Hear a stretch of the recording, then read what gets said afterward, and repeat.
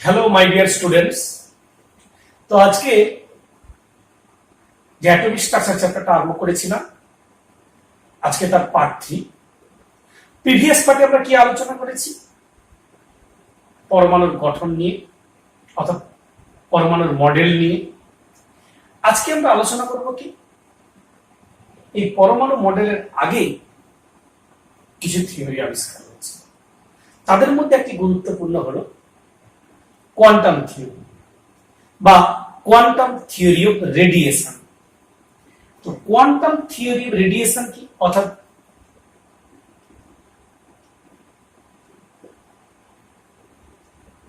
Quantum theory of radiation, এই quantum theory of রেডিয়েশনে 1900 সালে max Planck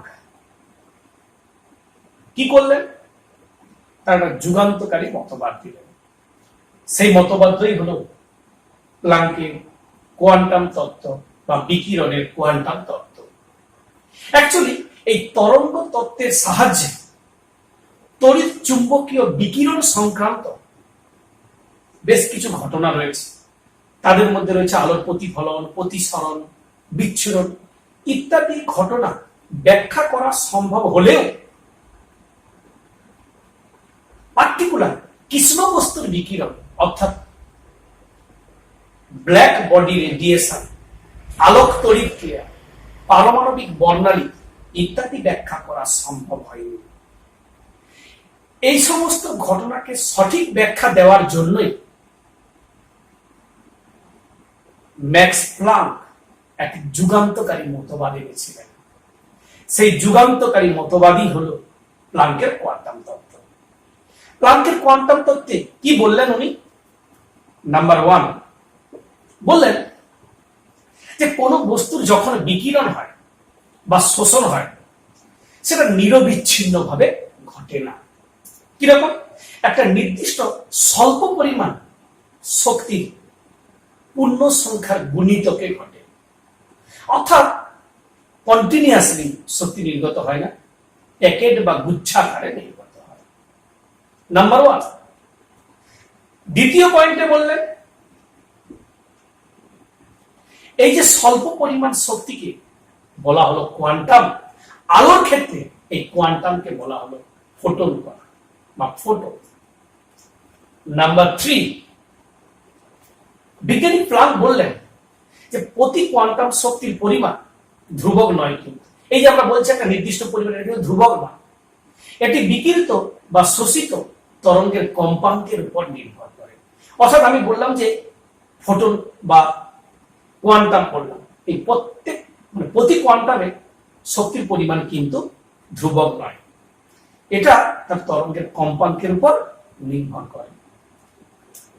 number 4 বললেন এই যে বিকিরিত বা শোষিত কম্পাঙ্ক, মানে বিকিরিত বা শোষিত শক্তির পরিমাণ তার কম্পাঙ্কের সঙ্গে সমানুপাতিক, অর্থাৎ ই ভ্যারিজাস নিউ কম্পাঙ্ক বা তরঙ্গ এই কম্পাঙ্ক বা ফ্রিকোয়েন্সির সঙ্গে সমানুপাতিক।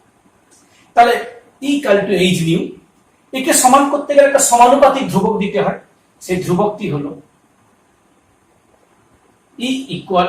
E ভ্যারিজাস নিউ, একে সমান করতে গেলে একটা সমানুপাতিক ধ্রুবক দিতে হয়। সেই ধ্রুবকটা দেওয়া হয়েছিল h।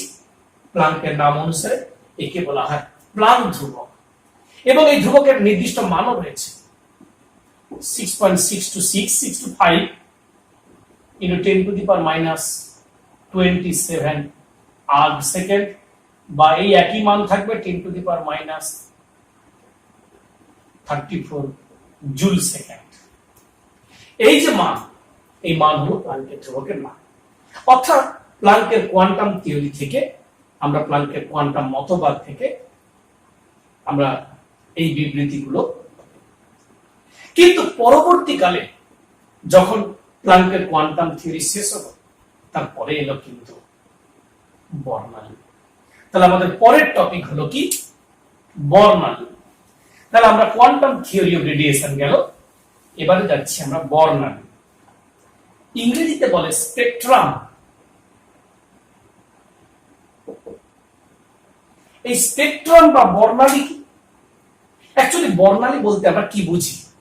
দেখো, এই যে তড়িৎ চুম্বকীয় বিকিরণ, এই তড়িৎ চুম্বকীয় বিকিরণের সমষ্টিকে কোন স্বচ্ছ মাধ্যমের মধ্য দিয়ে, অর্থাৎ স্বচ্ছ মাধ্যম না বলে স্বচ্ছ প্রতিসারকের মাধ্যম, স্বচ্ছ প্রতিসারক মাধ্যম, যার মধ্যে হলো প্রিজমের মধ্য দিয়ে, যেমন যদি আমরা চালনা করি তাহলে বিভিন্ন তরঙ্গ দৈর্ঘ্যের রশ্মি পৃথক পৃথক হয়ে যায়। এই যে পৃথক পৃথক হয়ে যাওয়া রশ্মিগুলিকে পর্দার উপর যদি আমরা ফেলি, একটা সুসজ্জিত হয়ে গিয়ে একটা পট্টি সৃষ্টি করে, যে পট্টির সৃষ্টি করে, এটাকেই আমরা বলবো বর্ণালী। অর্থাৎ এই যে বর্ণালী বা স্পেকট্রাম, এটা মাপা হয় বা পরিমাপ করা হয় একটি যন্ত্রের সাহায্যে, যার নাম বর্ণালী বীক্ষণ যন্ত্র বা স্পেকট্রোস্কোপ।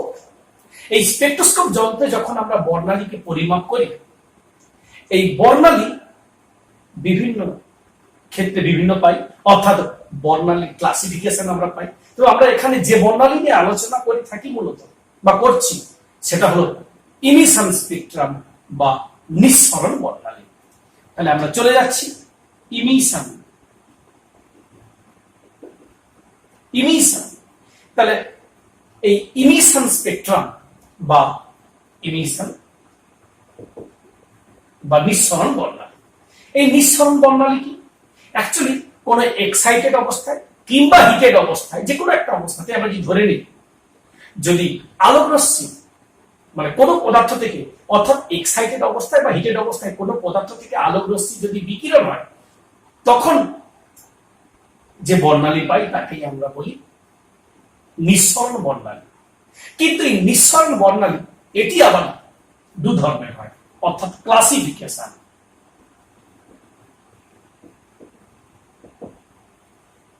এই ক্লাসিফিকেশন আমরা দুটি পাই।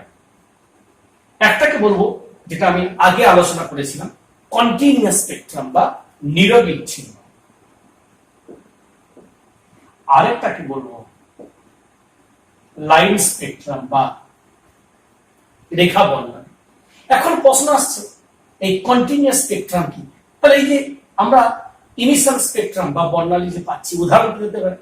সূর্য হতে পারে, ইলেকট্রিক বাল্ব হতে পারে, পরমাণু হতে পারে। এদের থেকে যে বর্ণালী পাই তা হলো ইমিশন স্পেকট্রাম বা নিঃসরণ বর্ণালী। কিন্তু প্রশ্ন হচ্ছে, কন্টিনিউয়াস স্পেকট্রাম আমরা কোথা থেকে পাই? আমরা পাই সূর্য থেকে পাই, ইলেকট্রিক বাল্ব থেকে পাই। তারপরে কন্টিনিউয়াস স্পেকট্রামটা কি? অ্যাকচুয়ালি এই যে কন্টিনিউয়াস স্পেকট্রামটাকে আমরা বলছি না, এই কন্টিনিউয়াস স্পেকট্রামের বেলায় নির্দিষ্ট পাল্লার মধ্যে সমস্ত তরঙ্গ দৈর্ঘ্য পাবো, তখন তাকে বলবো কন্টিনিউয়াস। আর যদি নির্দিষ্ট পাল্লার মধ্যে নির্দিষ্ট তরঙ্গ দৈর্ঘ্যের আমরা পাই, বর্ণালী পাই, তখন তাকে আমরা বলবো লাইন স্পেকট্রাম। তাহলে নির্দিষ্ট তরঙ্গ দৈর্ঘ্যের মধ্যে যদি আমরা সমস্ত নির্দিষ্ট পাল্লার মধ্যে যদি সমস্ত তরঙ্গ দৈর্ঘ্যের স্পেকট্রাম গুলো পাই, তখন তাকে বলবো আমরা কন্টিনিউয়াস। আর যদি নির্দিষ্ট পাল্লার মধ্যে যদি নির্দিষ্ট তরঙ্গ দৈর্ঘ্যের স্পেকট্রাম পাই, তাকে বলবো লাইন স্পেকট্রাম। লাইন স্পেকট্রামের মধ্যে কি বললাম? যে পরমাণু। আর কন্টিনিউয়াস স্পেকট্রামের মধ্যে কি বললাম সূর্য, ইলেকট্রিক বাল্ব ইত্যাদি এদের যে বর্ণালী, সেগুলো আমরা পাই। তো এরপরে এই বর্ণালী ব্যাখ্যার পরে পরবর্তীকালে পাওয়া যায় যেটা আমরা বোরের তত্ত্বে পাই, রেখা বর্ণালী। অ্যাকচুয়ালি হাইড্রোজেনের রেখা বর্ণালী, অর্থাৎ line spectrum of hydrogen atom. তাহলে লাইন স্পেকট্রাম